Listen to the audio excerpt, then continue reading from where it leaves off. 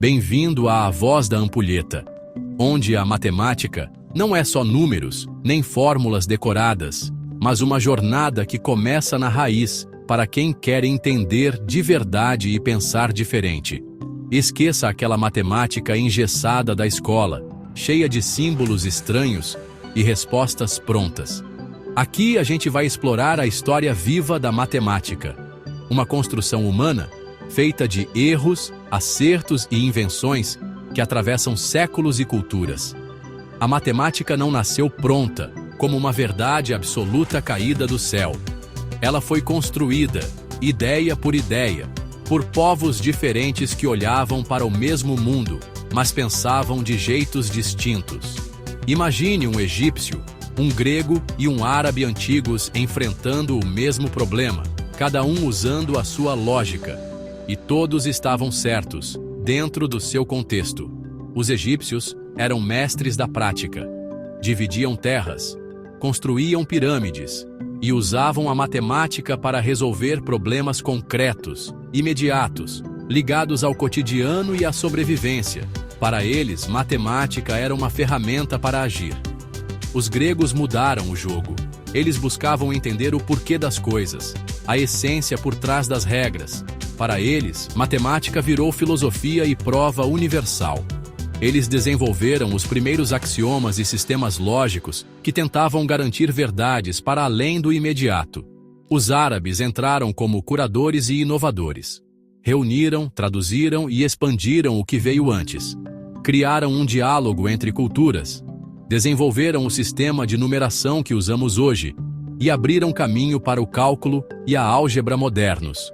Cada cultura funcionava como um app, diferente para resolver problemas, com sua própria interface e jeito de pensar. O que chamamos de matemática hoje é uma espécie de remix, resultado de uma longa conversa multicultural e histórica. Não existe uma única maneira certa de pensar matematicamente, apesar da didática escolar insistir no contrário. Isso explica por que tantas pessoas têm dificuldades com matemática na escola.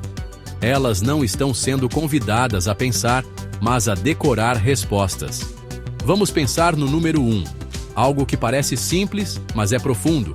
O número 1 nasceu da necessidade humana de distinguir o único do múltiplo, como um pastor que identifica uma ovelha entre o rebanho. Antes da fórmula, veio o gesto, o ato de apontar e dizer 1. Esse simples ato já é uma abstração, um salto que organiza o caos da experiência. A matemática, assim, começa na prática concreta do mundo, na vida real, mas é também uma construção abstrata, fruto da imaginação humana que cria símbolos para tornar o mundo compreensível.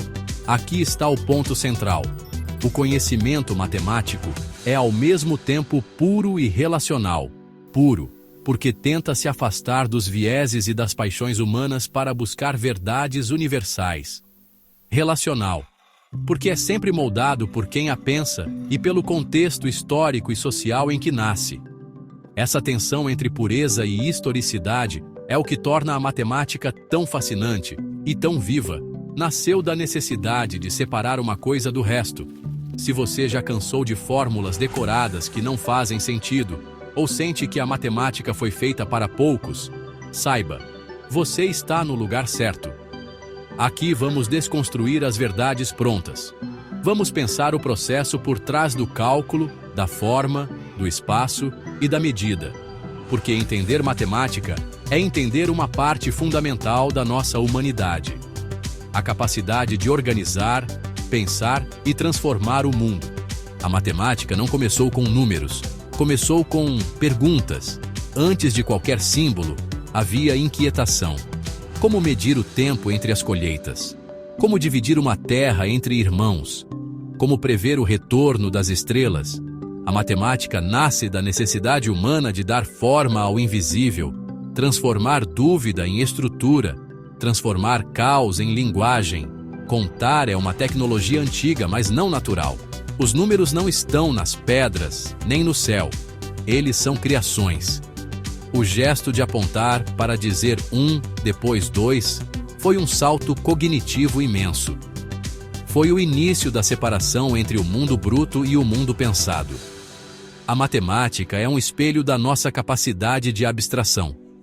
Cada povo, ao longo da história, inventou sua própria matemática. Os egípcios mediam áreas para reconstruir terras após cheias do Nilo. Os babilônios usavam a base 60, que sobrevive até hoje nos minutos e segundos. Os gregos buscavam provas e verdades eternas. Os árabes criaram o sistema que usamos hoje. A matemática nunca foi uma só. Ela é uma colcha de retalhos genial. A escola nos ensina matemática como se fosse um idioma pronto. Mas ela foi construída como se aprende uma língua, ouvindo, errando, ajustando, inventando palavras novas. O problema é que muitas vezes só nos ensinam as palavras finais, e não o caminho até elas. Por isso tanta gente acha que matemática é só decorar fórmulas. E não é. A matemática serve para pensar, não para decorar. Ela treina o raciocínio, a estrutura do pensamento, a capacidade de criar argumentos. Usar um teorema é como usar uma ferramenta. Você precisa saber quando, como e por quê. Sem isso, ela vira um ritual vazio, como repetir palavras mágicas sem entender o feitiço. O zero é um dos maiores triunfos da inteligência humana. Antes dele, não havia nada que representasse o nada. Pode parecer óbvio hoje, mas foi um conceito revolucionário. Criado na Índia e adotado pelos árabes, o zero abriu espaço para o sistema decimal e para uma nova forma de pensar, a ideia de ausência como presença. A matemática é uma ponte entre o mundo real e o mundo das ideias. Ela serve para construir casas e teorias. Serve para enviar sondas ao espaço e para explicar padrões em uma flor. Mas ela também reflete como pensamos, como organizamos o saber, como vemos a nós mesmos no tempo. Por isso, conhecer sua história é conhecer a nós mesmos. Nem tudo que parece lógico é matemático. E nem toda matemática parece lógica à primeira vista. Algumas culturas viam os números como entidades sagradas, outras como instrumentos práticos. O que hoje chamamos de verdade matemática passou por séculos de disputa, erro e reinvenção. A matemática também tem política. Quem escreve os números e as regras decide como medir, contar e organizar o mundo. A Revolução Francesa, por exemplo, tentou reformar o calendário e os pesos e medidas. Leis, impostos, arquitetura, guerra, tudo isso tem base em escolhas matemáticas. Escolhas que mudam com o tempo. No fundo, a matemática é um esforço de dar sentido ao mundo. E esse esforço é coletivo, histórico, humano. Não existe um único jeito de pensar matematicamente. Existe um desejo profundo, compartilhado por egípcios, chineses, maias, indianos e tantos outros, de compreender o mundo com clareza, rigor e beleza. Isso é o que une tudo. Antes do século VII, os árabes viviam em tribos nômades, guiados por tradições orais, poesia e comércio em desertos, sem estado unificado, nem centros de escrita ou cálculo. Com o surgimento do Islã, surge também uma nova força civilizatória. A língua árabe é elevada ao status de linguagem sagrada e comum, unindo povos distintos sob uma só estrutura cultural. No século VIII, os califas abássidas fundam Bagdá e criam a Casa da Sabedoria, um centro de pesquisa, tradução e debate científico sem precedentes no mundo medieval. Ali, obras da Grécia, Pérsia e Índia são traduzidas para o árabe, não como cópias, mas como desafios intelectuais a serem estudados, corrigidos e adaptados à nova lógica islâmica. Foi nesse ambiente que Al-Khwarizmi escreveu tratados sobre cálculo e resolução de equações, sistematizando o que chamamos hoje de álgebra, termo que vem do árabe al-jabr. Os números indo-arábicos, com o zero incluso, foram promovidos por esses sábios, e sem eles não teríamos nem computadores nem algoritmos, palavra que vem de Al-Khwarizmi. Enquanto isso, Ibn Sina, Avicena, desenvolvia uma enciclopédia médica baseada em observação e lógica aristotélica, referência na Europa por séculos. Ibn al-Haytham, pioneiro do método experimental, desafiou a ótica grega com testes empíricos. Séculos antes da Revolução Científica de Galileu, os matemáticos islâmicos aplicaram álgebra à astronomia e cartografia, refinando os modelos de Ptolomeu e ajudando, sem saber, as navegações europeias. Suas geometrias decorativas não eram só arte, eram explorações matemáticas de padrões, simetrias e infinitude, antecipando tópicos como grupos e transformações. Córdoba, no Al-Andalus, tornou-se a cidade mais avançada da Europa medieval, onde cristãos, judeus e muçulmanos conviviam sob um ideal de saber compartilhado. A Idade Média Islâmica, diferente do senso comum, foi um período de intensa racionalidade, onde ciência e fé disputavam, mas também dialogavam. Enquanto a Europa Central queimava hereges, os árabes copiavam Galeno, traduzindo Platão, discutindo Aristóteles e preparando o terreno para a Renascença. Sem esse elo islâmico, o saber greco-romano teria se perdido. A ciência ocidental só amadureceu porque foi guardada, ampliada e transmitida por esse mundo árabe. A ciência islâmica não foi só uma herança grega, foi reinvenção. Eles não copiaram, mas questionaram, testaram, traduziram e criticaram o que herdaram. A busca era por coerência, por um saber que servisse à vida, ao cálculo e à contemplação. O conhecimento virou ponte entre o mundo terreno e o espiritual. Em Bagdá, nasce a Casa da Sabedoria, um verdadeiro centro de tradução e debate. Ali, obras gregas, persas e indianas eram traduzidas para o árabe, e dali para o mundo. Esse processo criou uma nova língua para o saber, o árabe científico, onde se discutia matemática, lógica, astronomia e medicina com uma sofisticação inédita. A matemática passou a ser vista como linguagem universal. Através dela era possível medir o mundo, calcular as estrelas, dividir a Terra e resolver problemas. Os números arábicos facilitaram os cálculos, e a álgebra nasceu como uma forma de organizar o raciocínio com símbolos. Esse sistema permitia pensar problemas sem precisar de figuras ou medidas físicas. Era uma revolução mental. Ao abstrair, os sábios árabes criaram modelos que antecipavam a ciência moderna. Uma matemática que pensa em possibilidades, não só em objetos concretos. Enquanto isso, a Europa ainda vivia sob o peso do dogma e do medo. Muitos saberes estavam presos nos mosteiros, inacessíveis ao povo.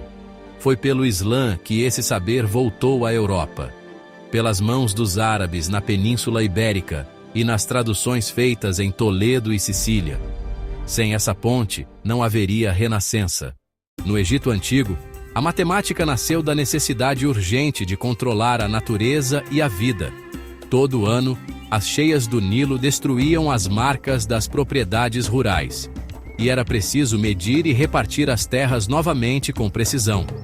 Para isso, os agrimensores, chamados harpedonaptas, usavam cordas com nós, uma técnica prática para formar triângulos e garantir ângulos retos na demarcação dos campos. Eles não buscavam abstrações ou demonstrações rigorosas, mas soluções eficientes para problemas reais e imediatos. A matemática egípcia estava a serviço da administração, da agricultura e da construção monumental. Na arquitetura, por exemplo, calcular volumes, inclinações e orientações era fundamental para erguer as pirâmides, obras que até hoje impressionam pela precisão. O sistema numérico era decimal, porém não posicional, e as frações usadas eram principalmente unitárias, facilitando o cálculo de divisões para distribuir pães, cervejas e bens entre a população. Esses conhecimentos eram registrados em papiros, como o Papiro de Hind, que funcionava como um manual com regras e problemas práticos, uma espécie de aula para aprendizes. Ali, fórmulas simples e métodos aritméticos ilustravam desde o cálculo de áreas até problemas sobre empréstimos e juros. demonstrando uma matemática orientada para o cotidiano e o comércio. A abordagem egípcia, embora limitada para os padrões atuais, foi a base para o desenvolvimento de conceitos que influenciaram outras culturas matemáticas, como a grega. Foi uma matemática da experiência e da terra, do povo que vivia entre o sagrado e o pragmático, do céu estrelado ao solo fértil do Vale do Nilo. Essa matemática pragmática sustentou uma das civilizações mais duradouras e deixou um legado que atravessou milênios, mostrando que números e formas existem para servir à vida. Os escribas eram os verdadeiros matemáticos do Egito. Treinados desde cedo em escolas especializadas, eles aprendiam cálculo, geometria e escrita hierática. Era uma elite intelectual, essencial para manter o Estado organizado. Boa parte do que sabemos vem de papiros como o de Hind e o de Moscou, que registram problemas resolvidos passo a passo. Esses documentos mostram uma matemática clara, com lógica própria, sem símbolos abstratos como usamos hoje. A aritmética era feita em base decimal, mas os números eram escritos como somas de potências de 10. Não havia um sistema posicional como o nosso. Os egípcios desenhavam símbolos diferentes para 1, 10, 100 e assim por diante. Mesmo sem um símbolo para o zero, eles lidavam bem com a ausência e a proporção.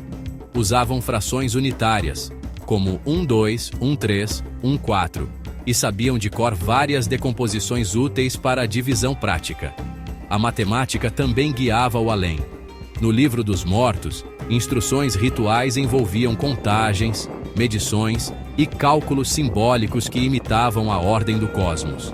Morrer para um egípcio era entrar num universo matematicamente equilibrado. Com o tempo, o conhecimento egípcio chegou até os gregos, via Alexandria. Ali, num cruzamento de culturas, nasceu a transição entre a matemática empírica e a teórica. Uma revolução silenciosa que deve muito aos antigos do Nilo. Os gregos e a invenção do porquê. Os gregos transformaram a matemática prática em uma busca profunda por explicações universais, por um sentido que ultrapassasse o óbvio. Pitágoras e sua escola não só calcularam números, mas idealizaram a matemática como linguagem da harmonia e da beleza cósmica. Eles foram os primeiros a defender que as verdades matemáticas deveriam ser demonstradas, não apenas usadas, inaugurando a ideia de prova rigorosa. Euclides consolidou esse esforço ao organizar o conhecimento em axiomas claros e teoremas, criando o método dedutivo que ainda hoje fundamenta a ciência. Mas essa lógica rigorosa tinha limites. Não explicava fenômenos complexos como o movimento dos planetas, que só seriam compreendidos séculos depois. Ainda assim, os gregos lançaram as bases do pensamento abstrato, ensinando que a matemática é uma ferramenta para compreender a realidade invisível.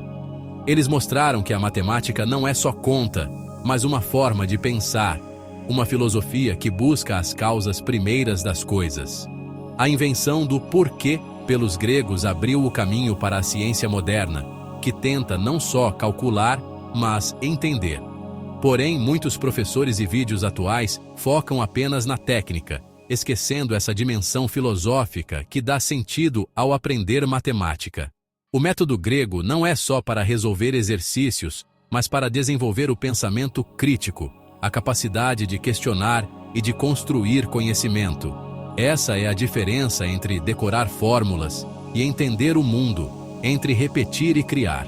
A matemática grega é a arte de esculpir a verdade no mármore das ideias, onde cada passo é fundamentado e conectado. Sem esse salto, não haveria física, astronomia ou tecnologia, apenas cálculos vazios.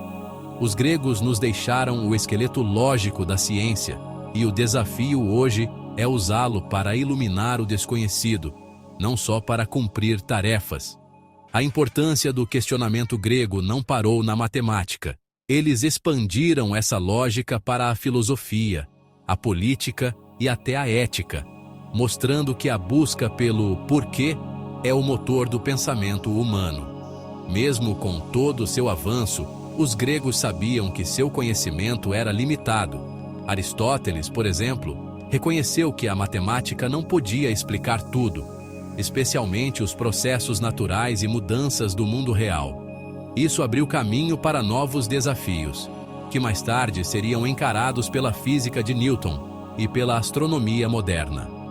Mas, sem a base lógica grega, essas revoluções científicas não seriam possíveis. O rigor do método é o que garante a confiabilidade do conhecimento. Hoje, ao ensinar matemática, muitos ignoram essa raiz filosófica, tratando só de fórmulas e técnicas. Isso empobrece o aprendizado e afasta os estudantes da verdadeira dimensão da ciência, a curiosidade e a busca pela compreensão profunda. Entender essa história é essencial para recuperar o valor da matemática como ferramenta de pensamento e transformação. Não é só resolver problemas, é entender o mundo, e essa foi a maior herança dos gregos para a humanidade. Matemática é pensamento em estado puro, um jogo cujas regras são os axiomas. Axioma é aquilo que aceitamos antes da dúvida, como, por 2 pontos, passa uma única reta.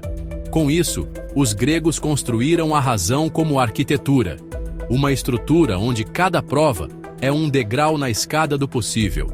A demonstração não é só um método, é o ritual lógico que revela o invisível. Ela conecta conceitos como vigas e pilares, dando solidez ao pensamento. Mas basta alterar um axioma para abrir portais para outros mundos, como nas geometrias que negam Euclides. A força da matemática está na sua precisão, mas sua grandeza está na reinvenção das bases. Pensar é entender o jogo e ter coragem de mudar suas regras. Matemática é como um jogo de ideias com regras claras, chamadas de axiomas. Axiomas são verdades aceitas sem prova, como, por 2 pontos, só uma reta pode passar. Esses pontos de partida permitem construir tudo com lógica e clareza. Os gregos mostraram que pensar com rigor é seguir regras para descobrir novas verdades. A demonstração é esse caminho passo a passo que garante que algo vale sempre, em qualquer lugar. É como seguir instruções que não dependem de opinião, só da coerência entre as ideias. Mas se a gente muda um axioma, todo o sistema muda também. Foi assim que surgiram novas geometrias, onde o espaço não é mais plano. Isso nos ensina algo maior, que até a verdade depende das regras que escolhemos. No fim, a matemática nasce da experiência humana: dividir, medir, contar, organizar. As fórmulas são só ferramentas, criações que tentam traduzir padrões reais. Antes do símbolo, havia o gesto: pesar, traçar, comparar, construir. Cada cultura desenvolveu sua forma de pensar o número. Os egípcios esticavam cordas para medir a terra, os gregos buscavam provas lógicas, os indianos imaginaram o zero, o vazio com valor, os árabes compilaram, traduziram e reinventaram tudo isso. Até o som se transforma em matemática. Os pitagóricos perceberam proporções nos intervalos musicais, revelando uma harmonia invisível por trás dos sentidos. Eles não queriam só contar, queriam entender o cosmos por trás da ordem aparente. Não existe um único jeito de pensar matematicamente. A álgebra nasceu da necessidade de resolver problemas práticos. A geometria surgiu da terra, da arquitetura, das distâncias, e a lógica se expandiu para alcançar o abstrato. A matemática não pertence aos gênios. Pertence a quem vive, trabalha, escuta e percebe. É uma linguagem, sim, mas também é corpo, história e cultura. Ela não resolve tudo, mas nos ajuda a perceber padrões e criar modelos para pensar o que ainda não entendemos. E quanto mais você usa, mais você afina sua percepção, como quem afia um cinzel ou regula um motor. A matemática não nasceu pronta. Ela foi sendo esculpida ao longo dos séculos, como uma ferramenta sensível à realidade, mas também capaz de imaginar o impossível. Ela erra, corrige, se reinventa. Teorias colapsam, axiomas mudam, e o que parecia certeza vira só um caso particular. Por isso, entender suas origens é tão importante quanto aplicá-la. Mais do que resolver contas, a matemática nos treina para pensar com clareza, para construir argumentos, para suspeitar de respostas fáceis. No fim, ela é humana porque somos nós que a fazemos. E toda vez que medimos, comparamos, modelamos ou duvidamos, estamos praticando um pensamento matemático. É assim que ela nos pertence. É assim que ela vive. A voz da ampulheta não grita. Ela sussurra verdades esquecidas. Aqui o tempo não passa. Ele fala. Se essa ideia te atravessou, não deixa escorrer. Cada grão de dúvida vale ouro.